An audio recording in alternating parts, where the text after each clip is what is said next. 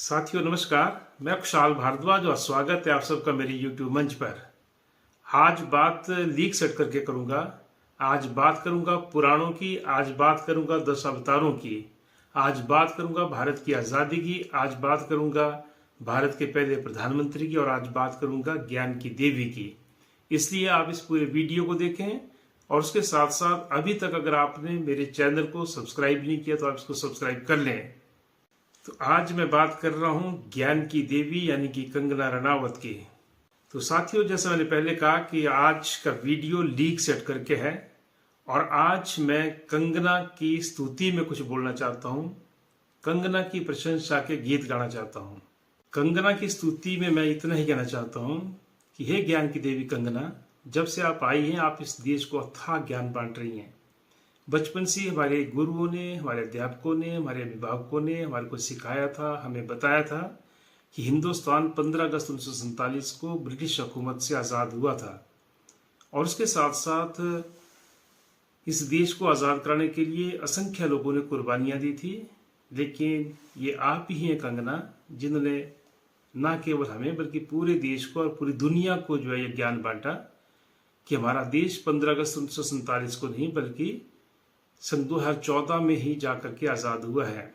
तो उसका मतलब ये हुआ कि आज़ादी के संघर्ष में जो हम अभी तक समझते थे, मानते थे, पढ़ते थे, जो हमारे को सिखाया गया था या जो हम सीखे हैं अभी तक, उसके मुताबिक ये था कि भगत सिंह, राजगुरु, सुखदेव, चंद्रशेखर आज़ाद, अशफाक उल्ला खां, यतीन्द्रनाथ सन्याल, बटुकेश्वर दत्त, खुदीराम बोस जैसे असंख्य नौजवान जो है जंगे आज़ादी में कुर्बान हो गए थे और तब जाकर के इन असंख्य कुर्बानियों के बलबूते पर हमारा मुल्क आज़ाद हुआ था 15 अगस्त 1947 को।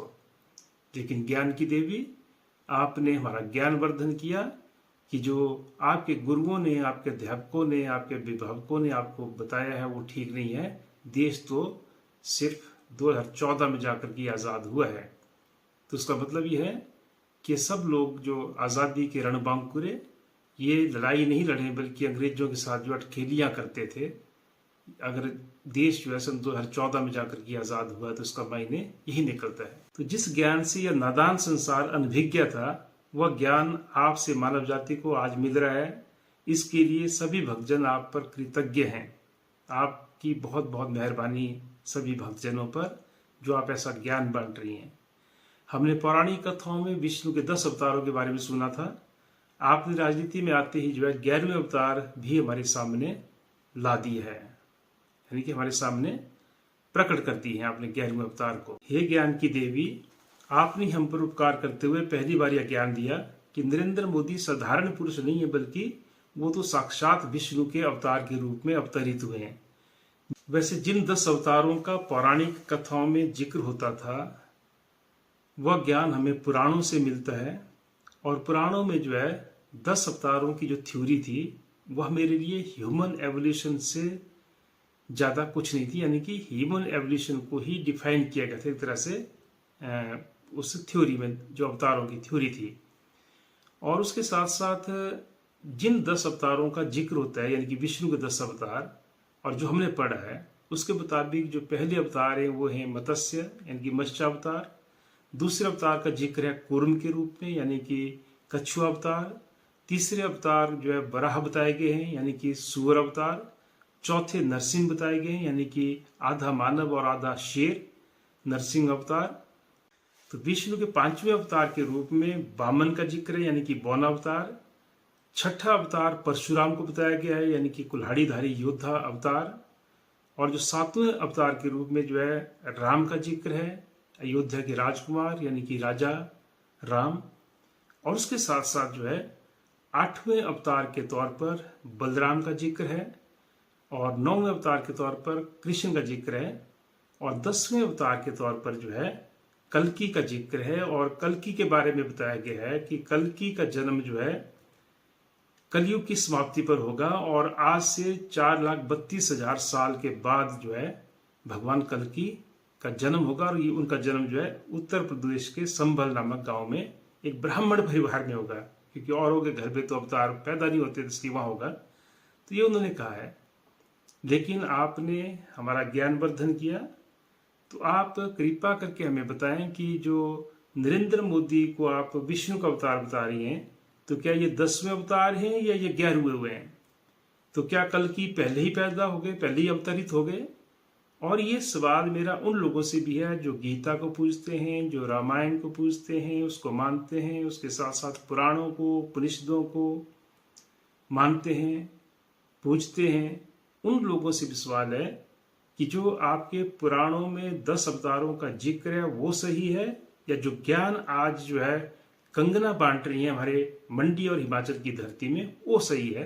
आप लोग जो है मेरे ज्ञान को भी बढ़ाएं और इस पे के बारे में वो लोग जरूर टिप्पणी करें जो पुराणों के अनुसार जो है विष्णु के 10 अवतारों को मानते हैं। तो मेरा सवाल ये है कंगना जी कि नरेंद्र मोदी 11वें अवतार हैं या फिर वो कल्कि से पहले जो है 10वें अवतार के रूप में अवतरित हुए हैं? कृपया करके ज्ञानवर्धन करें।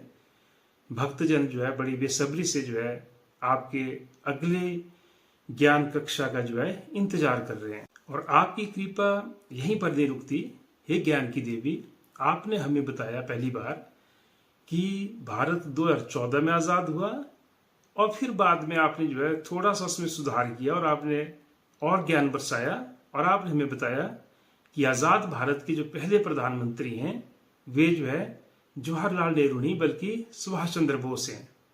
यानी कि आपने भूल सुधार करते हुए ये बताया अगले ज्ञान कक्षा में कि भारत के पहले प्रधानमंत्री कौन थे? भारत के पहले प्रधानमंत्री सुभाष चंद्र बोस थे। इसका मतलब भारत 1947 से पहले आज़ाद हो चुका था।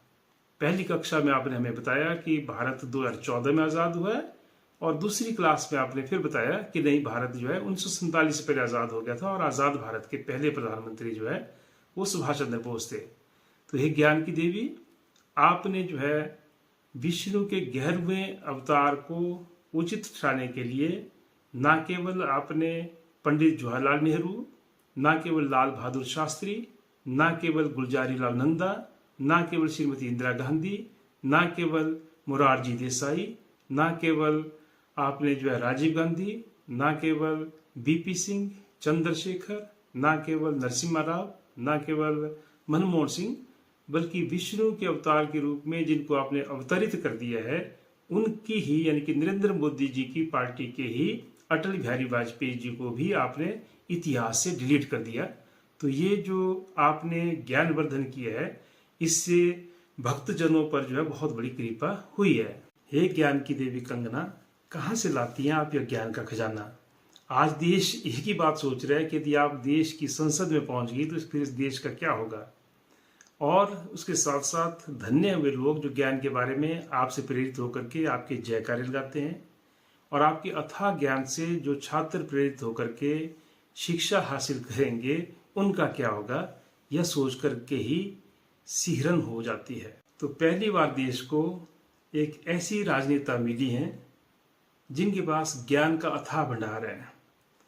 तो इसलिए आपसे विनम्र प्रार्थना है ज्ञान की देवी कि इस देश के अंदर जो बेरोजगारी है, भ्रष्टाचार है, महंगाई है, कुरीतियां हैं, और उनके ऊपर भी आप प्रकाश डालें।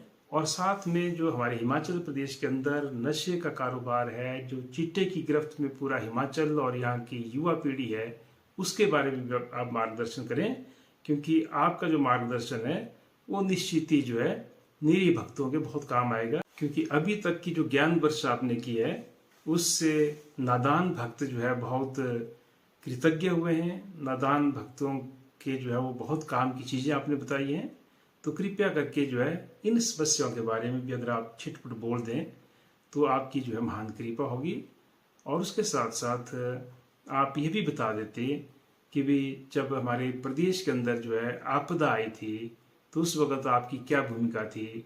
आपका जो भांबला गांव है उसके आसपास भी जो है बहुत सारे घरों को नुकसान हुआ था, लोगों के जान माल को नुकसान हुआ था।